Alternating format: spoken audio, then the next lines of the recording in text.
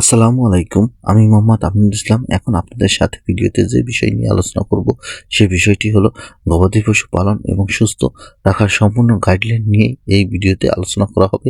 আমার এই ভিডিওটি যদি আপনাদের একটু ভালো লেগে থাকে তাহলে প্লিজ লাইক, শেয়ার, কমেন্ট এবং সাবস্ক্রাইব করবেন। আপনাদের কোনো বিষয়ে যদি প্রশ্ন থাকে তাহলে আমাকে কমেন্ট করবেন। আমি পরবর্তী ভিডিওতে সেই বিষয় উত্তর দিয়ে দেব।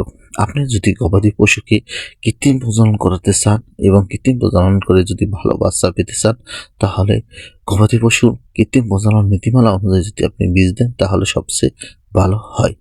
ভিডিওতে যে গরু বাচ্চাটি দেখতে পাচ্ছেন এই বাচ্চাটি হলো এসিআই কোম্পানির একটি ফিজিয়ান হলস্টাইন ফিজিয়ান ক্রস জাতের বুলের বাচ্চা। এই বাচ্চাটি যে গাভীটি দেখানো হয়েছে এই গাভীটিকে কোর্স একটি বীজ দেওয়া হয়েছে, কেননা খামারি বাইর যে পরিমাণ দুধ উৎপাদন হয় তাতে 100% বাচ্চা দিলে ভালো থাকবে না বা সুস্থ সবল হবে না, এজন্য ক্রস বীজ ব্যবহার করা হয়েছে। আর আপনি যদি আপনার গবাদি পশুকে নীতিমালা অনুযায়ী বীজ দিয়ে থাকেন তাহলে সবসময় ভালো বাচ্চা পেবেন। কিন্তু আপনি কোনো সময় আপনি এই কর্মীকে চাপ দেবেন না বা উচ্চমানের কোনো প্রকার বাচ্চা দিবেন না। যে গরুর যেরকম বাচ্চা পাওয়া দরকার সেরকম দিবেন, দেখবেন আপনার সবসময় বাচ্চা ভালো আসবে। আপনারা মনে রাখবেন আমাদের দেশের আবহাওয়ায় ফিজিয়ান পিওর ব্রিডের বাচ্চা ভালো থাকে না, শ্বাসকষ্ট দেখা যায় এবং নানান রোগ প্রতিরোধ ক্ষমতা খুব কম থাকে। তাই আপনারা সবসময় ক্রস জাতের বীজ ব্যবহার করবেন ফিজিয়ান, তাহলে আমাদের দেশের জন্য ভালো হবে।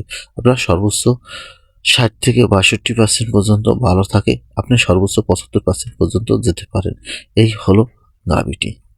সবসময় গাভী সুস্থ সবল রাখার জন্য নিয়মিত খাবার দিতে হবে, সাথে সাথে কাঁচা ঘাস এবং দানাদার খাদ্য খাওয়াতে হবে এবং গরুর সময় মতো 3 বেলা খাবার দিলে গরুর সবসময় স্বাস্থ্য ভালো থাকে।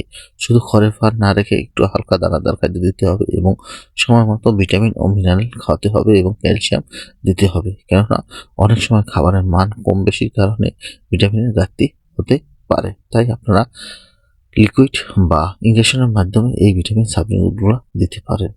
মনে রাখবেন বাচ্চার জন্মের পর সম্ভবত ব্যাকটেরিয়া ও ভাইরাসজনিত কারণে পাতলা পায়খানা হয়ে থাকে। এই পাতলা পায়খানা এড়ানোর জন্য আপনারা গরুকে নিয়মিত সময় দুধ খাওয়াবেন, অতিরিক্ত দুধ খেতে দেবেন না বা দেরি করে বা খুব দ্রুত দুধ খাওয়াবেন না।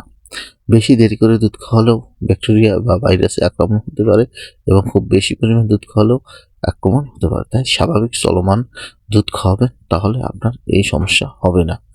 গরু সাধারণত ব্যাকটেরিয়া বা ইকোলাইন জাতীয় কারণে রক্ত আমাশা বা রক্ত ডায়রিয়া হতে পারে। এই রক্ত ডায়রিয়া বা রক্ত আমাশা যদি হয়ে থাকে তখন আপনার গরুকে ট্রিটমেন্ট করতে হবে, না হলে আপনার গরুটি আস্তে আস্তে দুর্বল হয়ে যাবে। আপনার গরুকে নিয়মিত সবসময় আপনি যত্ন রাখবেন এবং বাছুর গরুকে কোনো সময় অতিরিক্ত দুধ খাওয়াবেন না বা অনেক সময় দেখা যাচ্ছে যে কমও দুধ খাবে না, তখনই আপনার গরুর পেটে সমস্যা হতে পারে বা গ্রোথ কমে যেতে পারে। তাই আপনারা নিয়মিত রাখবেন এবং গরুকে জন্মানোর 10 থেকে 20 দিনের মধ্যে কৃমির ওষুধ খাওয়াবেন এবং আবার দ্বিতীয় ডোজ 1 মাস পর দিবেন, তাহলে আপনার বাচ্চা সবসময় ভালো থাকবে। আমার ভিডিও ভালো লাগলে প্লিজ লাইক, শেয়ার, কমেন্ট এবং সাবস্ক্রাইব করবেন।